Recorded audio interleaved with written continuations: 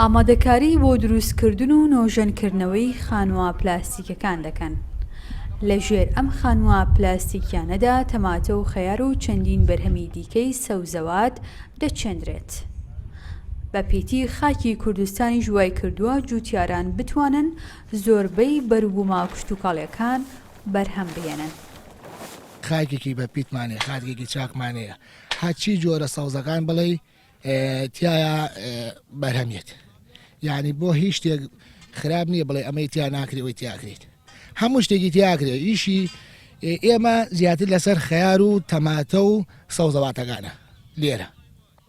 ئەمە بابەتی ئەو هینە ئێمە داواکاریشین لە حکومەت داعمی فەلاع بەعام بکات. کێشەی سەرەکی فەلاع بە دەرەجەی یەک مانەوەی بەرەبوومەکەیەتی. ئێمە داواکارین کە هەناردەی دەرەوە بکرێت.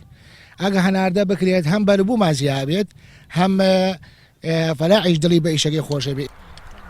بەدەستپێکردنەوەی وەرزی چاندنی بەرهەمە کشتوکاڵیەکان، جوتیاران داواکارن حکومەتی هەرێمی کوردستان زیاتر هاوکار بێت لە ساختکردنەوە و بە بازاڕکردنی بەرهەمەکانیان تا بتوانرێت سوود لە بەرزبوونەوەی بەهای دۆلار وەربگیرێت بۆ بەرزکردنەوەی ئاسی بەرهەمێنان و زیادکردنی هەناردەکردنیان.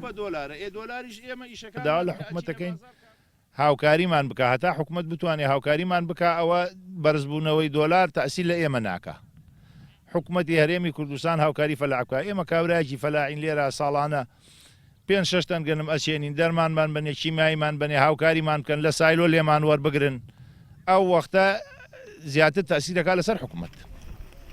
بەرزبوونەوەی نرخی دۆلار بەرامبەر بە دینار کاریگەری ڕاستەوخۆی لەسەر نرخی زۆربەی کاڵا و بەرهەمەکان کردووە. بەو هۆیەوە هەر جۆرە هاوردەیەک لە سەوزە و میوە لە دەرەوە بۆ ناوخۆی هەرێمی کوردستان پارەی زیاتری تێدەچێت و نرخەکەی لەسەر هاوڵاتیان گرانتر دەبێت.